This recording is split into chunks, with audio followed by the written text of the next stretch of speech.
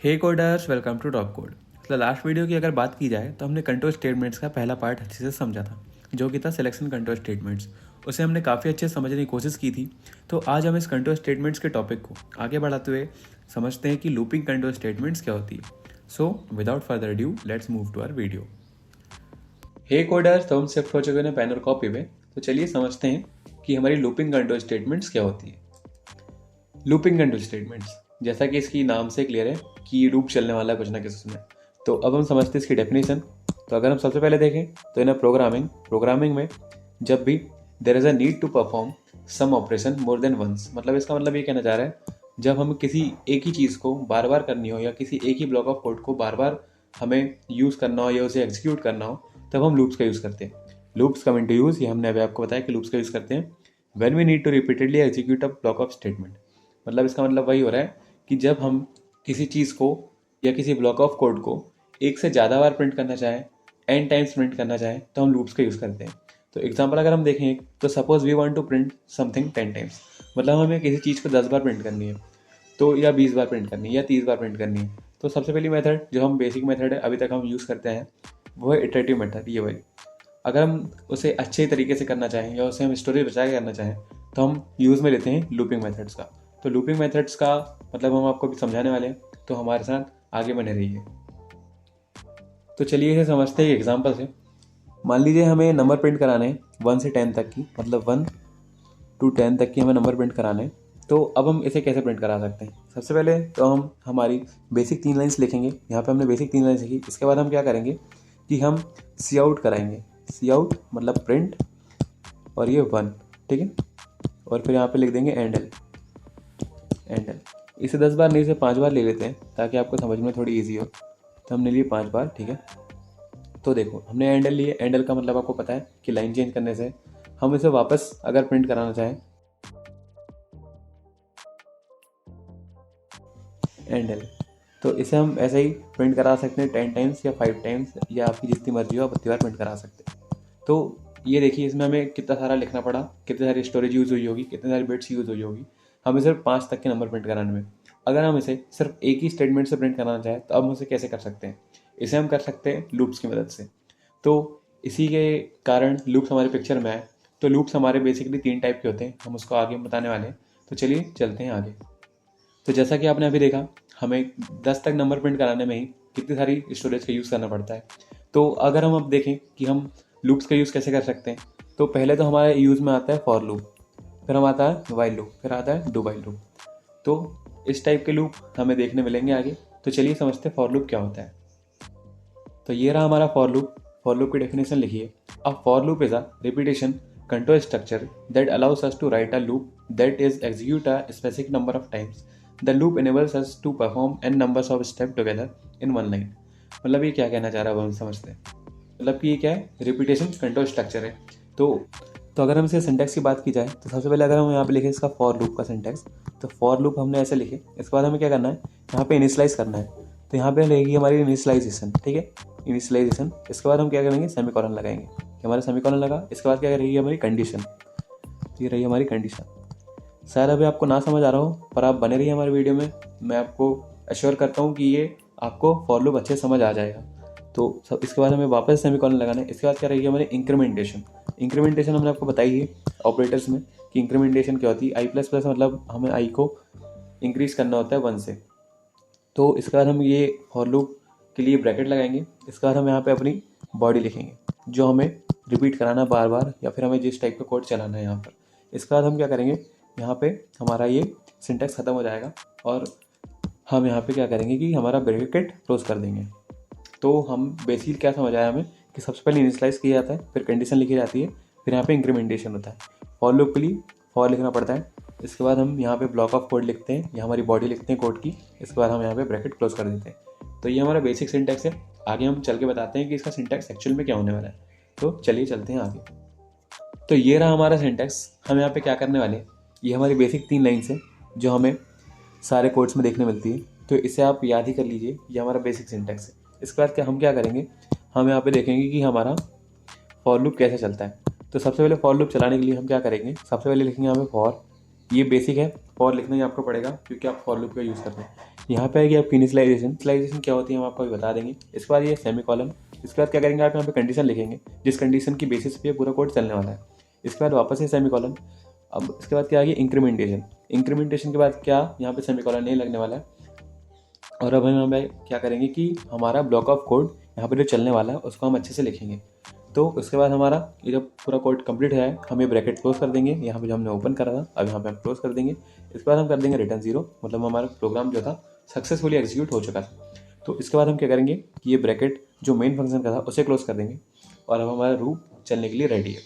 तो इसे हम अगर कोड की हेल्प से समझने की कोशिश करें तो इसे कोड की हेल्प से भी समझते हैं। तो चलिए चलते हैं हमारे VS कोड पर।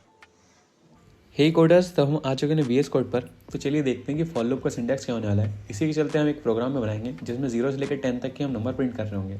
तो चलिए देखते हैं कि फॉर लूप का सिंटैक्स क्या होने वाला है और उसके चलते चलाते हैं एक प्रोग्राम। तो लिखते हैं अपना कोड।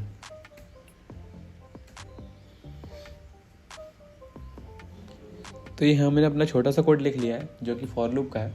तो आप देखेंगे इस छोटे से कोड से कैसे 10 नंबर प्रिंट होते हैं। अब जब हम इटरेशन मेथड कर रहे थे तब आपने देखा था हमें कितना बड़ा कोड लिखना पड़ता है। तो चलिए समझते हैं कि फॉर लूप से कैसे होने वाला है। तो पहले से चला लेते हैं, फिर हम समझते हैं कि इसके पीछे की प्रोसेस क्या हो रही है। तो चलिए चलाते हैं इसे कोड को।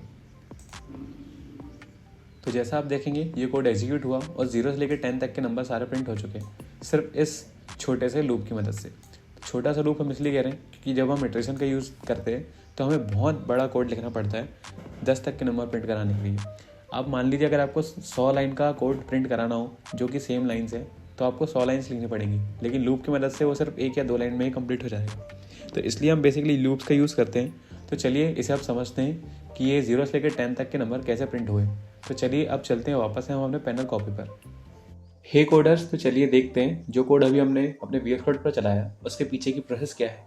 तो चलिए समझते हैं कि 1 से लेकर 10 तक के नंबर प्रिंट कराने में हमें पीछे क्या क्या प्रोसेस करनी होती है। तो सबसे पहले अगर हम देखें तो हमें एक फॉर लूप जो हमने लिखा था अभी अपने लास्ट VS कोड के एक्सप्लेनेशन में, तो हम यहाँ पे देखेंगे हमने यहाँ पे लिखा था int i is equal to 0, ठीक है। इसके बाद हमने सेमीकोलन लगाया था। इसके बाद हमने देखा था कि कंडीशन लिखी थी i less than equals to 10। इसके बाद वापस से सेमीकोलन। इसके बाद हमने क्या करा था इंक्रीमेंटेशन करी थी 1 से, तो हमने i++ लिखा। जैसे हमने ये लाइन लिखी इसके बाद हमने क्या लिखा था प्रिंट कराई थी i की वैल्यू। जैसे हमने प्रिंट कराई हमने यहाँ पे अपना 2 कोटेड में स्पेस लगाया और यहाँ पे हम देखेंगे कि हमने यहाँ पे लिखा एंडल। या हम एंडल ना भी लिखें तो भी चल सकता है, तो एंडल को भी हटाते हैं और यहाँ पे सिर्फ सेमीकोलन दे देते हैं। इसके बाद हम देखेंगे कि हमने ब्रैकेट क्लोज किया। इसके बाद हमने अपने रिटर्न 0 लिखा। इसके बाद हमने वापस से पूरा इंटरमेंट का फंक्शन क्लोज कर दिया। तो अब इसे समझते हैं कि हमने क्या क्या चीज़ की है। तो सबसे पहले अगर हम देखें हमने एक अपना वेरिएबल डिक्लेयर करा है और इनिशियलाइज किया है। डिक्लेयर करा मतलब इंटीजर टाइप का वेरिएबल हमने डिक्लेयर करा जो कि था i और उसको इनिशियलाइज कर दिया है 0 से, मतलब i की वैल्यू शुरू में क्या हो रही है 0।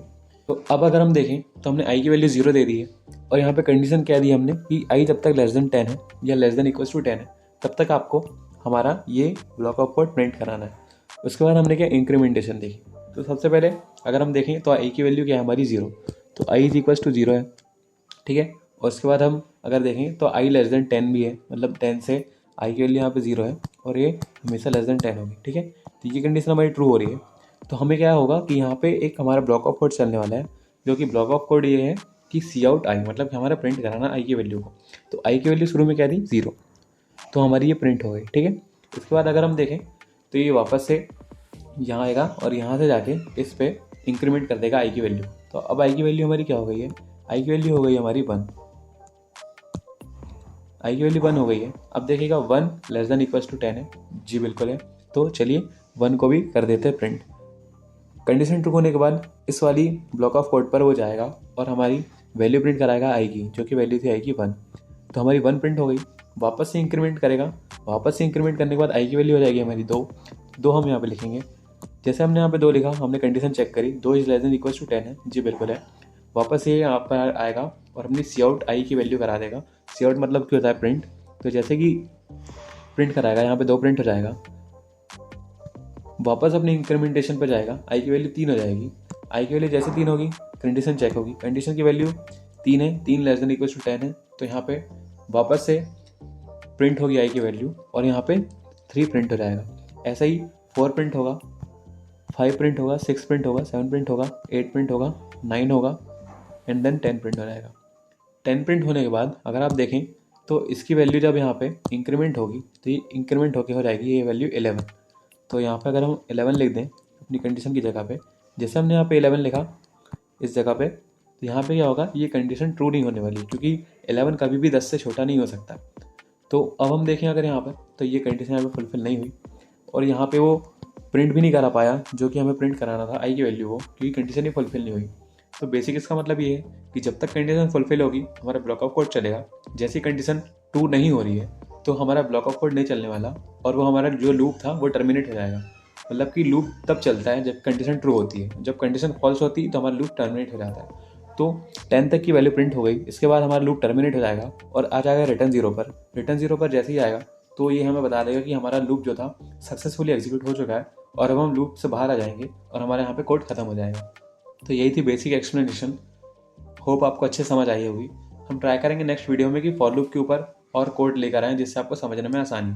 तो अभी हमने आपको एक फॉर लूप की ब्रीफ एक्सप्लेनेशन दी है। अगर आपको एक्सप्लेनेशन समझ आती है तो hit that like and subscribe button and press the bell icon for the latest content and stay tune for our next video. Till then keep learning and keep coding. Thanks for watching.